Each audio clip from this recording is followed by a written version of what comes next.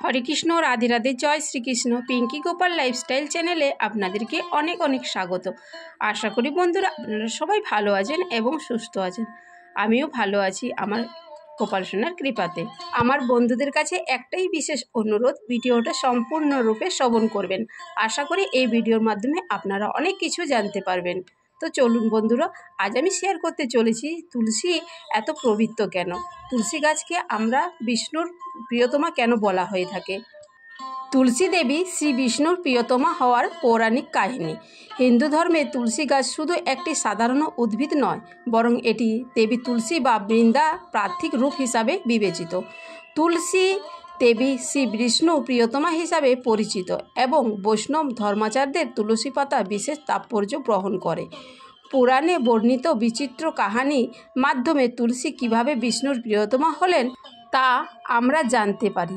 এই প্রতিবেদনা তুলসী দেবীর উৎপত্তি, তাই শ্রী বিষ্ণুর সাথে সম্পর্কিত এবং হিন্দু সংস্কৃতিতে তার গুরুত্ব নিয়ে আলোচনা করা হবে। তুলসী দেবীর পরিচয় ও মাহাত্ম্য। তুলসী বা বৃন্দা হিন্দু ধর্মের একটি পবিত্র উদ্ভিদ হিসাবে পরিচিত। হিন্দুরা বিশ্বাস করেন যে এটি দেবী তুলসীর পার্থিব প্রকাশ। বিভিন্ন পুরাণে তুলসীর সম্পর্কে বিভিন্ন ব্যাখ্যা পাওয়া যায়। কোনো কোনো পুরাণে তাকে লক্ষ্মীর অবতার এবং বিষ্ণুর সহধর্মিণী হিসাবে বর্ণনা করা হয়েছে। আবার অন্য পুরাণে তাকে বৃন্দা নামে উল্লেখ করা হয়েছে।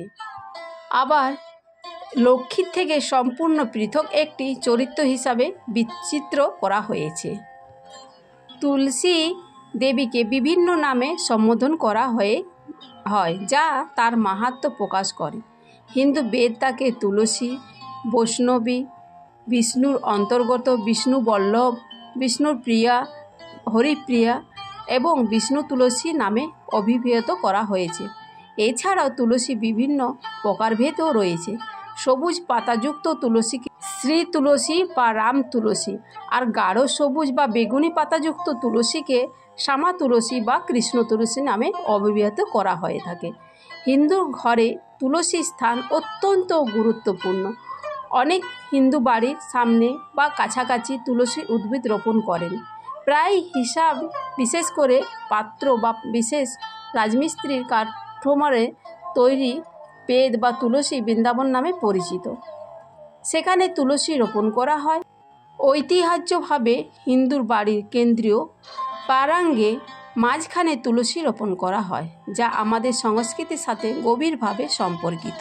জলন্ধর বধ ও তুলসীর উৎপত্তি। তুলসী দেবী কিভাবে শ্রী বিষ্ণুর প্রিয়তমা হলেন তার পিছনে একটি বিস্ময়কর পৌরাণিক কাহিনী রয়েছে। এই কাহিনীটি জলন্ধর অসুর বধের সাথে জড়িত, যা মূলত পদ্মপুরাণে বর্ণিত আছে। পুরাকালে জলন্ধর নামে এক ভয়ানক অসুর ছিল। কিছু পৌরাণিক তাকে শঙ্খচূড় নামে উল্লেখ করা হয়েছে। তপস্যার মাধ্যমে সে অতুলনীয় ক্ষমতা অর্জন করেছিলেন এবং সেই ক্ষমতার দম্ভে অন্ধ হয়ে দেবতাদের দাস হয়ে উঠেছিলেন। কিন্তু দেবতারা তাকে বধ করতে পারছিলেন না, কারণ তার প্রাণের রহস্য ছিল তার স্ত্রী বৃন্দা সতীত্বর সাথে সম্পর্কিত। বৃন্দা ছিলেন পরম সতীসাধ্বী এক নারী। জলন্ধরের বরদানটি ছিল ওই বৃন্দার সতীত্বর উপরে নির্ভরশীল। স্বয়ং ব্রহ্মা ও জলন্ধরকে বলেছিলেন যে যদি জলন্ধর ছাড়া অন্য কোনো পুরুষের সাথে বৃন্দা শারীরিক সম্পর্কে লিপ্ত হন, তাহলে জলন্ধরকে হত্যা করা সম্ভব হবে।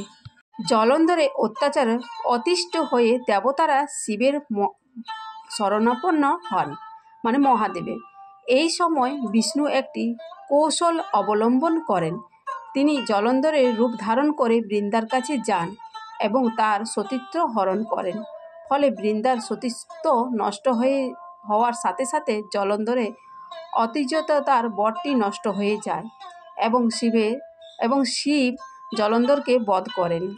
তুলসীর অভিশাপ ও বিষ্ণুর বরদান। জলন্ধরের মৃত্যুর পর যখন বৃন্দা জানতে পারেন যে তার প্রতারিত করা হয়েছে, তিনি অত্যন্ত ক্রোধান্বিত হন এবং বিষ্ণুকে অভিশাপ দেন। কিছু কিংবদন্তি অনুসারে বৃন্দা তার স্বামীর অন্ত্যেষ্টিক্রিয়ার সময় আত্মহত্যা করেন। বিষ্ণু বৃন্দার সতীত্ব ও পবিত্রতার মুগ্ধ হয়ে তাকে বর দেন যে তিনি পৃথিবীতে তুলসী গাছের আকারে অবতীর্ণ হবেন এবং সর্বদা তার বিষ্ণুর প্রিয় হয়ে থাকবেন। এইভাবে বৃন্দা তুলসী নামে পরিচিত দেবীর মর্যাদা লাভ করেন যখন তার পার্থিব রূপ হয় তুলসী উদ্ভিদ। এই উপাখ্যানের থেকে তুলসী শ্রী বিষ্ণুর প্রিয়তমা হন। বিষ্ণু নিজেই ঘোষণা করেন যে তিনি বৃন্দার পবিত্রতা ও ত্যাগের সম্মানে তুলসীকে সর্বদা প্রিয় জ্ঞান করবেন এবং তার ছাড়া কোনো পূজা সম্পূর্ণ হবে না। তুলসী ও বিষ্ণুর পূজা অবিচ্ছেদ্যতা সম্পর্ক। তুলসী দেবীর কাহিনী থেকে বিষ্ণুর পূজা তুলসী পাতা ব্যবহার অপরিসীম হয়ে ওঠে। শ্রী বিষ্ণু এবং তার বিভিন্ন অবতার যেমন কৃষ্ণ, রাম, বিঠোবার পূজায় তুলসী পাতা নৈবেদ্য হিসাবে ব্যবহার করা হয়। এমনকি বলা হয় যে নারায়ণ বিষ্ণুর পূজা তুলসী পাতা ছাড়া অসম্পূর্ণ থাকে। উল্লেখযোগ্যভাবে যেখানে তুলসী বিষ্ণু পূজার অপরিহার্য অঙ্গ, সেখানে শিবের মহাদেবের তুলসী পাতা নিষিদ্ধ। এর কারণ হিসাবে বলা হয় যে যেহেতু শিব জলন্ধরকে বধ করেছিলেন, তাই তুলসী বৃন্দা শিবের প্রতি ক্রুদ্ধ থাকতে পারেন। তুলসী দেবীর কাহিনী হিন্দু পুরাণে একটি গুরুত্বপূর্ণ অংশ, যা শুধু একটি উদ্ভিদের ধর্মীয় মাহাত্ম্য নয়, বরং নারীর সতীত্ব, ত্যাগ ও সহনশীলতার প্রতীক ও বটে।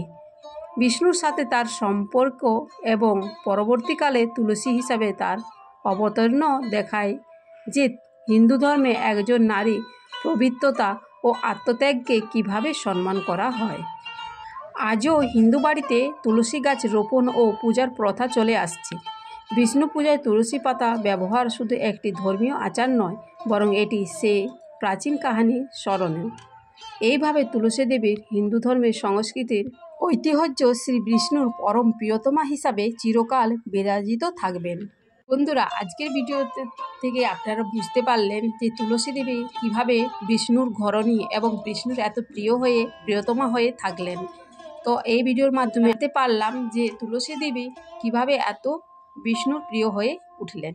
তো রাধে রাধে বন্ধুরা, ভিডিওটা আমি এইখানে এন্ড করছি। আপনারা সবাই ভালো থাকবেন এবং সুস্থ থাকবেন। আবার পরবর্তী ভিডিওতে আসবো, ততক্ষণ জন্য সবাই ভালো থাকুন। রাধে রাধে।